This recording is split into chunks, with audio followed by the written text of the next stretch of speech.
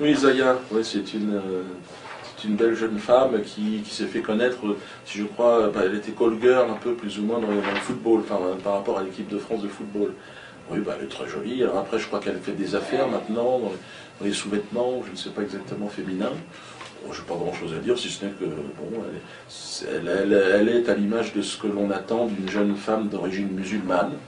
C'est un petit peu ce que le projet de cette société, que d'en faire. Elle joue avec, et puis ma foi, bon, de toute façon le monde est une jungle.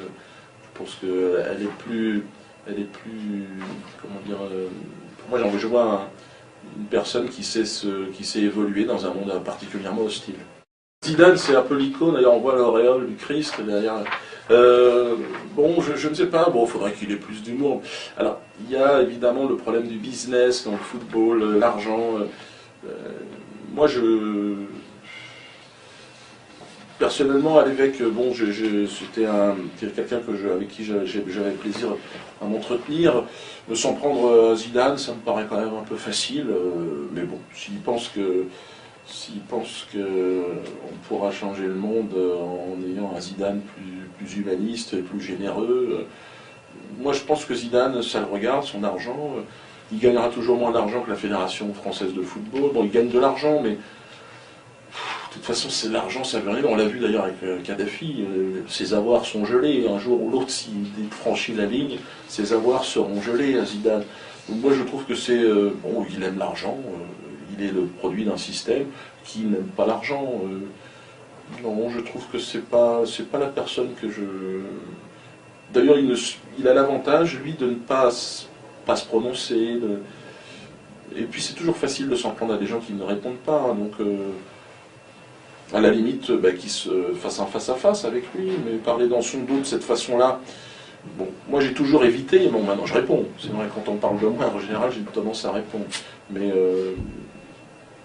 s'attaquer à Zidane, je trouve que c'est de la fausse subversion. Et là je suis content parce qu'il se trouve qu'Omar et Fred, ce sont deux jeunes humoristes qui m'aimaient beaucoup, enfin qui m'aiment beaucoup je pense, qui se sont inspirés pas mal de moi et de mon univers. En tout cas, c'est ce qu'ils m'ont dit au moment où ils se lançaient. Ils m'avaient demandé pas mal de conseils au départ, donc j'aurais pu leur dire que j'étais certainement pas la bonne personne à suivre, mais en tout cas, ils ont toujours été très sympathiques avec moi. Et puis François Cluzet, j'ai toujours adoré ce comédien, donc je suis plutôt content qu'un succès. Autant sur les ch'tis, j'aime beaucoup Kader Merad,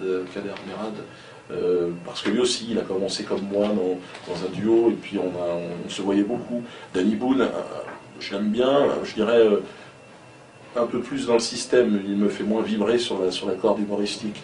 Mais ça, je pense que je n'ai pas vu le film, mais ces deux personnes me paraissent très sympathiques. Oh, François Villon, il est marrant. Stéphane, pardon, excusez-moi, vous voyez à quel point je le connais.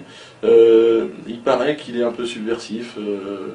Alors, je ne le connais pas très très bien. J'ai fait une émission une fois et il était plutôt sympathique à mon endroit. Après, je sais que je l'ai vu se prononcer de manière assez négative sur moi.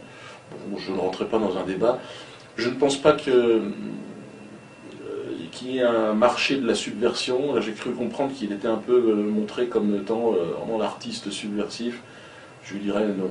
Non, la subversion, je ne suis pas sûr d'être un artiste subversif, profondément, mais je sais reconnaître ceux qui ne le sont pas. Donc, à part dire des blagues sur ma grand-mère ou la femme de Sarkozy, je vois pas très bien, non.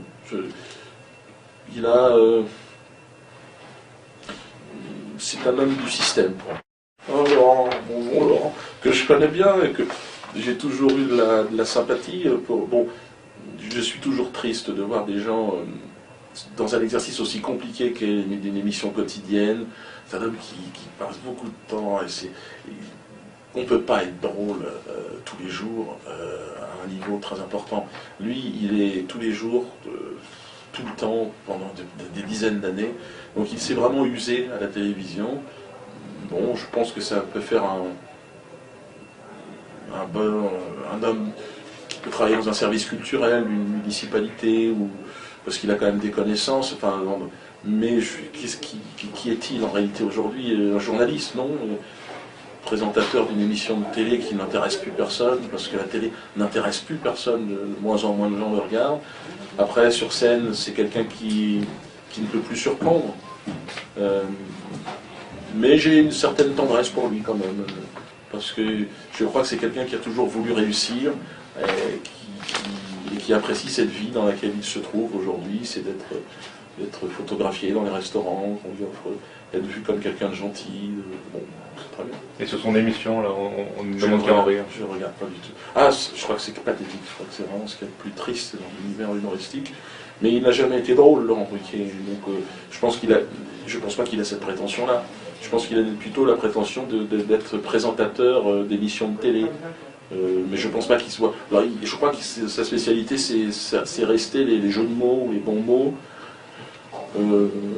C'est un genre qui existe, mais le dimanche à table, je pense pas qu'on puisse faire un spectacle comme ça. Je pense pas qu'on puisse faire bouger une salle avec cette faiblesse, quoi. Enfin, avec quelque chose d'aussi... Encore une fois, je le dis, je le respecte, mais avec le temps, malheureusement, le manque de saveur se fait cruellement sentir. Yann Barthès, alors lui, je ne le connais pas du tout. Il me semble tranquille. J'ai aucune idée de ce qu'il peut faire. Tu m'aurais présenté cette personne, je t'aurais dit, je pense, c'est peut-être un cadre du Parti Socialiste, ou je sais pas, on ne sait pas ce que c'est. Enfin, c'est par rapport à la tenue vestimentaire. Ça se trouve, il est à l'UMP. Je l'ai dit, c'était exactement pareil. Bachar al-Assad, moi j'aurais un peu la position évidemment des Russes, des Chinois, qui est une position, bon, je pense qu'il faut laisser aux Syriens le soin de gérer leurs affaires internes. Bon, est-ce qu'il n'y a pas des mouvements armés? On voit bien que de toute façon, les intérêts d'Israël sont de déstabiliser ce pays. Qui fait quoi, comment? Qui sont les observateurs qui observent? Moi, je ne suis pas, je connais bien la Syrie. Je me suis rendu à Damas, j'ai joué mon spectacle là-bas. Je pense que c'est vraiment, encore une fois, aux Syriens, au peuple syrien de se prononcer. Et surtout pas, faut pas croire du tout dans les médias. Moi, j'ai pris beaucoup de bon temps à Damas, parce que c'est vraiment un endroit, un carrefour passionnant, Damas. Damas, c'est là-bas que j'ai rencontré Hugo Chavez, d'ailleurs. Et sous le régime de Bachar el-Assad, il y a énormément de discussions, il y a une vraie qualité de dialogue, de débat là-bas. Alors évidemment, lorsqu'on est israélien, bon, c'est très compliqué de venir débattre, mais cela dit, c'est très compliqué pour moi d'aller débattre en Israël, je n'ai pas du tout envie de me rendre là-bas. Il me paraît beaucoup plus, dans la région, beaucoup plus intéressant et sincère que le gouvernement israélien, bien sûr. Youssou N'Dour, lui c'est très intéressant parce que c'est... Alors évidemment il a un côté un peu showbiz qui peut énerver, mais d'ailleurs je crois que tous les Sénégalais ne sont pas derrière lui, mais ça aurait été bien quand même qu'il puisse se présenter, bien évidemment.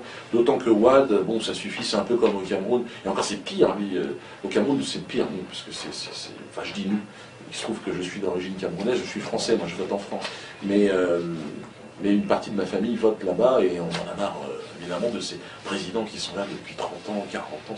Et lui, c'est amusant. Je ne pense pas que ce soit un grand révolutionnaire. Wad, c'est la trahison envers Mouammar Kadhafi qui m'a le plus choqué. D'ailleurs, je pense qu'on lui avait promis de le soutenir, que l'Occident avait promis de le soutenir, s'il crachait à la gueule de Kadhafi. Ce qu'il a fait d'ailleurs, puisqu'il est allé en le tutoyant en disant « faut que tu te barres, faut que tu te dégages ». Et Kadhafi s'est battu. J'ai beaucoup plus de respect pour Kadhafi, bien sûr. François Hollande, lui, c'est un peu mon collègue humoriste. Il a un côté très sympathique. C'est un homme intelligent, certainement, mais alors, au niveau de la communication... le changement c'est maintenant, ça non. Ça, François, moi, d'ailleurs le geste n'est pas bon. Le geste c'est comme ça, le changement c'est maintenant et c'est dans ton cul. C'est comme ça que je voyais. Moi, s'il m'avait demandé conseil, c'est là-dessus, c'est là vers là que j'aurais été. Non, ben François Hollande, c'est vrai qu'on a vraiment la sensation que rien ne va changer. En même temps, si on veut pour que rien ne change, peut-être voter pour lui, il faut voir. Alors là, il avait pas mal de farine sur la gueule, ça c'est. Bon, ça peut être drôle. Bon. Ce qui est regrettable, c'est cette sensation d'avoir quelqu'un qui... il l'appelle le flambi, je crois, mais je dirais que c'est au-delà de ça. c'est même pas ça, c'est même pas du flambi. On a vraiment la sensation d'un homme qui a certes l'intelligence, mais pas le panache. Ouais. Marine Le Pen, alors elle, non, elle a précisé d'ailleurs que je n'étais pas sa tasse de thé. Donc c'est facile pour moi maintenant de dire, bon, nous ne sommes pas la tasse de thé, ni pour l'un ni pour l'autre. Voilà, bon. Mais je ne veux pas cracher à la gueule de Marine Le Pen, c'est trop facile, et je trouve que c'est quelqu'un qui, quand même, j'ai une petite forme de tendresse pour elle par rapport à la vie qu'elle a eue. C'est des vies de paria, s'appeler Le Pen, ça ne doit pas être facile tous les jours. J'espère qu'elle sera à la hauteur de ce défi que de porter un nom aussi lourd à porter. Pour l'instant, elle me paraît un petit peu tendre, mais bon, il faut lui laisser aussi le temps d'avoir son expérience personnelle. Bon, en tout cas, moi, je suis détaché de toute collaboration avec ce type de parti et ce genre de personnes. Voilà, vous le connaissez peut-être, hein, moi je le connais bien. Il a passé pas mal d'étapes aussi, lui aussi, il a voyagé, il a fait son parcours personnel, qui a été un parcours particulièrement difficile, hein. Il a été frappé, même, il a été agressé pour ce qu'il pense et ce qu'il disait. Il a été éjecté de différentes du Front National aussi, par Marine Le Pen. Mais c'est surtout un communiste au départ. C'est vrai qu'on n'en parle jamais. Il avait. Alain, oui, c'est un copain, donc c'est difficile de parler d'un ami. Voilà, il a ses opinions qui sont tranchées. Nous avons un point commun, c'est notre anti-sionisme sincère, je pense. Et puis je pense qu'il a compris aussi qu'il fallait être indépendant. Il l'est. Il dit ce qu'il veut. Moi, j'aime bien. Il a un côté parfois un peu punk, un peu trash. Bon, il a des amis qui sont étranges parfois, avec qui je peux discuter. Mais bon, comme moi aussi, il peut penser que j'ai des amis étranges. Mais c'est amusant. En tout cas, je pense qu'il représente une France que j'entends aussi, qui n'est pas forcément la même que la mienne au départ, puisque nous n'avons pas la même, on ne vient pas du même endroit, mais qui a une soif de plus de justice, quoi, en tout cas. Alors après, encore une fois, je dis, c'est pas moi qui vais dire du mal d'un sort. Et le fait qu'il ait des problèmes à tenir une conférence en Suisse. Oui, voilà, comme moi, il subit les mêmes. On subit les mêmes choses. De toute façon, on était très peu. Moi, Alain et Yahya Gouasmi, on a pris quand même cette responsabilité de présenter une liste antisioniste aux élections européennes de 2009. C'était, je crois, historique. Vous verrez, depuis la dernière guerre mondiale, il n'y avait pas eu d'événement politique dans le domaine de l'antisionisme d'aussi fort. C'est-à-dire, on a, je pense, ensemble, poser les bases de quelque chose qui sera certainement le grand clivage peut-être pas de ces élections présidentielles là de 2012, mais de la vie politique française dans les années qui viennent. Et je pense qu'il a fait partie, Alain, comme moi, de cette aventure. Il a ramené dans l'antisionisme des gens qui étaient a priori très éloignés de moi déjà. Et puis, mais il y avait aussi des gens dans mon entourage qui ne pouvaient pas imaginer qu'on puisse se rassembler sur une liste tous ensemble. Et on l'a fait. Et je crois que c'est ce qui se passe un peu partout dans le monde. C'est ce que le président Chavez et le président Ahmadinejad, pourtant Chavez n'est pas, on va dire, il n'est pas le chef d'État d'une république islamique, mais ça n'empêche pas de se rassembler pour se battre contre l'ennemi commun, le sionisme, qui est en train de déstabiliser le monde. Alors lui, c'est Mélenchon. Il est marrant, il veut refaire le monde il est amusant parce bien sûr, il aimerait avoir le score de Marine Le Pen. C'est un genre de Marine Le Pen, mais factice. C'est-à-dire, il prend tout du Front National. En fait, il est dans les vieux schémas de attention, les fascistes reviennent. Lui, il est vraiment emmerdant. Lui, il m'emmerde, mais en même temps, bon, je pense que s'il était élu, bon, voilà, il aurait plus d'argent, comme tous, quoi. C'est très compliqué, hein. Il critiquerait moins. J'en ai vu beaucoup, des gens comme ça, parler très fort comme ça, et puis bon, je pense que c'est le genre d'individu qui n'a pas compris que la politique avait évolué, changé. Ils utilisent les mêmes outils habituels. Attention, les fascistes, ça ne veut plus rien dire dans le monde dans lequel on est. Qui sont les gens qui ont bombardé Kadhafi? Les fascistes étaient de quel côté? Qui sont les gens qui aujourd'hui manipulent les opinions publiques? Ce sont eux les véritables fascistes. Et puis la gauche, elle est où la gauche? Est-ce qu'elle n'est pas aujourd'hui chez les aborigènes, chez les pygmées d'Afrique, qui eux partagent tout, qui eux ne se rassemblent pas à plus de 30 par campement, parce qu'après on blesse la nature. Et il y a une forme de vie et de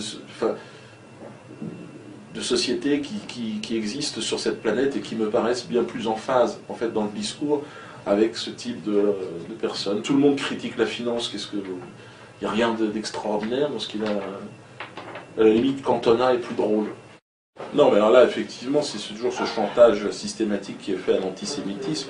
Je viens d'apprendre, en fait, la nature, enfin, le projet, ce qui s'est passé. Je ne savais pas que cette personne avait été renvoyée de son établissement, mais on m'a dit que voilà, un professeur avait eu tout un tas de problèmes parce qu'il était allé à Auschwitz. Je me souviens que je suis allé là où il est, Birkenau, et c'était fait.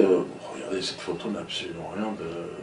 On sent bien que c'est pas quand même lui qui va lancer un programme d'extermination dans les 15 jours.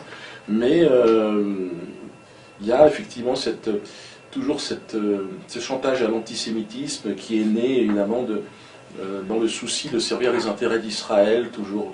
C'est toujours un peu fatigant parce que bon, cet homme ne paraît pas dangereux pour la société.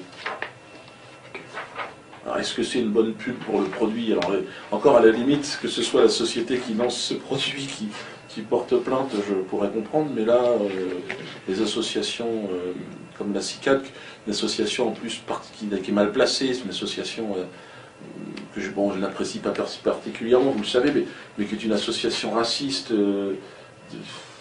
c'est toujours cette communautaire, excessive, repliée sur elle-même, qui n'arrive pas à imaginer un monde dans lequel on puisse imaginer vivre de manière égale, sans avoir à se cacher derrière je ne sais quel drame. C'est toujours ces associations de la pleurniche insupportable qui voudraient nous faire penser qu'il existe une souffrance au-dessus de toutes les autres. C'est bon, cet homme a le droit de manger ça, d'apprécier ça, et puis moi je le trouve très drôle en tout cas. Je ne sais pas si en plus il y a un petit jeu de mots qui peut peut-être te provoquer, mais non, moi personnellement je vais en tout cas le faire postuler pour les quenelles d'or de cette année, je pense. Oui, effectivement, l'actualité, c'est l'antisémite. Hein, c'est mon film, mon premier film en tant que réalisateur, en tant qu'auteur, comédien, mais alors là, j'ai déjà fait le comédien, déjà fait l'auteur de film, mais là, c'est la première fois que je fais tout en main. Alors, ce film, c'est l'antisémite. J'ai été accusé d'être antisémite. Je réponds par la farce, qui est évidemment mon arme de prédilection, et on a bien rigolé. Donc, l'histoire, le pitch en quelques mots, en un mot. Un homme jugé antisémite par sa femme mourante se voit obligé d'aller se faire psychanalyser. Elle lui prend rendez-vous chez un psy juif. Et bon, voilà, le film, c'est un peu le tournage de cette aventure. Je n'en dis pas plus. Là, il y a un teaser qui va sortir très prochainement qui en dit un peu plus. Et l'idée, c'est de toute façon, c'est de produire autrement, de distribuer autrement, de jouer autrement. Voilà, c'est un film qui est assez original dans sa conception. On a fait des projections test qui ont très très bien fonctionné. Donc c'est un film où on rigole beaucoup, donc je suis très content. Et juste au niveau de la distribution, ça va se passer comment? Alors des comédiens qui, comme tu le disais tout à l'heure, peut-être hors caméra, qui n'ont pas de carrière devant eux, ils sont des comédiens, alors il y a évidemment des comédiens très proches, mais des guests qui n'ont pas de carrière dans le cinéma hollywoodien à faire, quoi. Des gens qui sont très très bons, très doués, mais qui sont plutôt sur scène, des scènes de théâtre, et qui ont envie de s'amuser. Et ce film sera disponible comment? Alors ce film, justement, au niveau de la distribution, va être très différent. Pour l'instant, ça serait... il y a deux possibilités. Pour les abonnés du site, d'un site, hein, l'objectif de ce site c'est de me permettre de faire un film par an, donc ils s'abonnent pour 4 € par mois, ils ont accès à tout ce que j'ai pu faire, et puis ils participent à la production de ce film. Et donc ça me permet, et l'autre c'est de vendre de DVD simples aussi sur le même site. Et on parlait du soutien de l'Iran, est-ce que vous pouvez Oui, on a un coproducteur iranien, donc sur ce premier projet, et ce sera celui avec qui je vais travailler sur un autre projet qui est le Code Noir, qui est un film historique là, qui coûte évidemment beaucoup plus cher, puisque là on a réussi à faire un film avec un budget de clip, donc c'est ça qui était aussi intéressant, c'était le pari de ce film. Pourtant on arrive maintenant à une qualité d'image assez exceptionnelle grâce à ces petits outils, ces petites caméras numériques là. Moi j'aime beaucoup le tennis, je joue un peu, je joue moins, au début je me suis un petit peu empâté, on joue moins avec l'âge évidemment, mais alors évidemment le tennis, lui ça fait partie des légendes. Et moi je soutiens, parce qu'il est français, Joe Wilfried Tsonga de manière générale, mon fils aussi, pas parce qu'ils sont noirs, mais bon, parce que ce sont les deux joueurs français qui m'impressionnent aujourd'hui. Bon ben là on a affaire à je pense à un joueur et le match qu'ils ont fait en Australie, c'est ça, et c'est absolument inimaginable, quoi. Ça fait partie. Moi, j'étais judoka pendant 15 ans, donc voilà, Teddy Riner pour moi c'est vraiment le sportif qui m'impressionne le plus parce que j'ai pratiqué ce sport et que le voir un homme de cette taille, de ce poids se déplacer avec une telle rapidité, je ne pensais pas qu'un jour je verrais ça. Et puis lui, dans le domaine du tennis, c'est vrai j'aime beaucoup son style, une sorte d'élégance. Il me rappelle personne, maintenant il existe par lui-même comme étant un mythe enfin un mythe, non, il existe, mais ça fait partie de ses figures incroyables. Et puis ce match, je ne sais pas, au tennis, si on reverra un match comme celui-là, mais là ce que je dis, c'est ce que tout le monde a dit. Mais dans ce domaine-là, je ne connais pas plus que ça. Éventuellement, je ferais bien une partie avec lui pour voir. Mais je peux gagner. Mais pas avec les règles du tennis habituelles. Avec une arme blanche ou un fusil.